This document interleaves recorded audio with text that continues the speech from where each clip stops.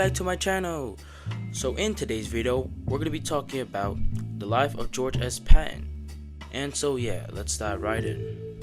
Now, George Smith Patton Jr. was born in 1885 in California into a family that loved military history, and his ancestors had fought in earlier American wars, and from a young age, Patton believed he was meant to be a soldier.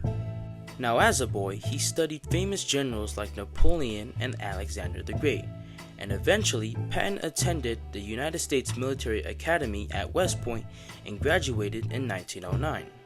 Then, he joined the USA Army Cavalry, where he trained with horses, swords, and battlefield tactics. But then a new weapon was about to change warfare forever, which was tanks. Now, during World War I, Patton saw the first tanks being used in battle, and most commanders didn't trust them yet.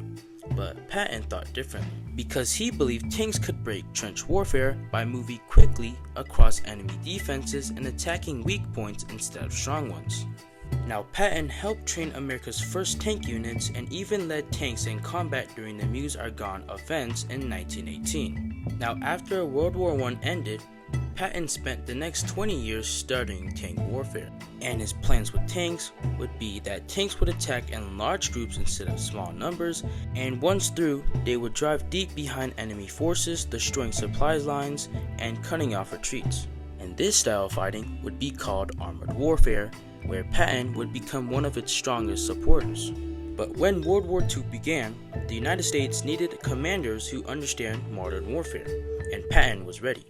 Then in November 1942, Patton lands in North Africa as commander of the US 7th Army, and his mission was to defeat Rommel, the Desert Fox, and to push the Axis out of Tunisia. Rommel, by the time I'm done, your grave shall be right here in this desert!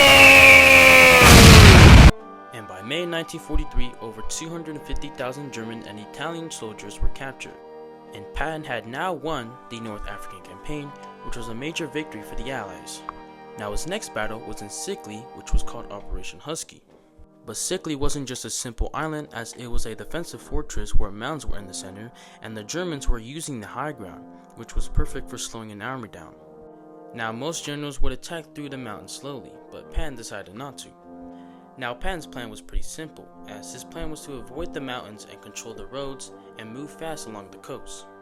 Now, he pushed his tanks along narrow coastal roads and used speed to outpace German defenses, and instead of smashing into strong positions, he went around them, forcing the enemy to retreat or get surrounded.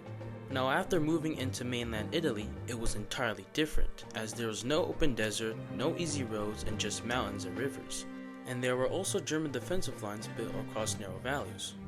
Now, the Germans used the terrain perfectly, as they placed troops on hills and ridges, which forced the Allied soldiers to attack uphill while being shot from above. But Patton adapted, and instead of pushing straight up every hill, he used a mix of tactics, where he would pin the enemy in place with artillery and then send troops around the sides to hit weak points. Now, after D-Day, the Allies were stuck in Normandy, but Patton with his US 3rd Army changed it, as once a gap opened in the German lines, Patton didn't hesitate. And he basically sent troops forward in long columns along roads, with infantry securing towns behind them. And instead of fighting every enemy unit, he pushed deep, cutting off supplies and trapping German forces. And he basically did that during the liberation of France. Oh yeah, baby, I'm coming! Wait, slow down! Now, without fuel or supplies, the German units had no choice but surrender. Then in December 1944, the Germans launched a surprise attack through the Ardennes forest, which was a region where there was dense trees, hills, and narrow icy roads. And the Germans pushed forward, creating a bulge in the Allied lines, and surrounded the US 101st Airborne Division in Bastogne. But Patton didn't panic, as he already had a plan for this. And so he turned his US 3rd Army 90 degrees north and started moving.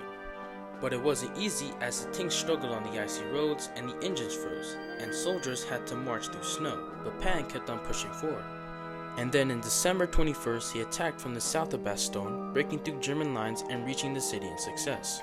And once the fighting stopped, the Allies immediately pushed forward again, retaking the lost ground in Belgium and Luxembourg, and German units that had advanced during the attack were now forced into a fast retreat. Now, as the winter ended, the Allies reached the Rhine River, which was one of Germany's last major defensive lines in the west. Then in early 1945, the Allies crossed the Rhine and entered Germany, and from there, resistance weakened fast as cities fell one after another. And at the same time, the Soviet forces were pushing in from the east. And by April 1945, German command fell apart, and the war in Europe ended shortly after, in May of 1945.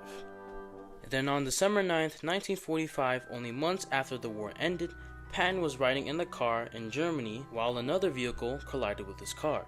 And after the collision, Patton suffered a severe spinal injury that left him paralyzed.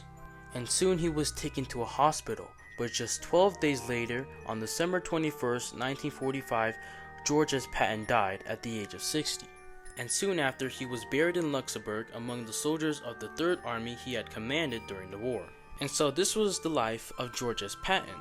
And George S. Patton remains as one of the most famous American generals in history. And I hope you guys liked my video, and I'll see you guys next time. Bang.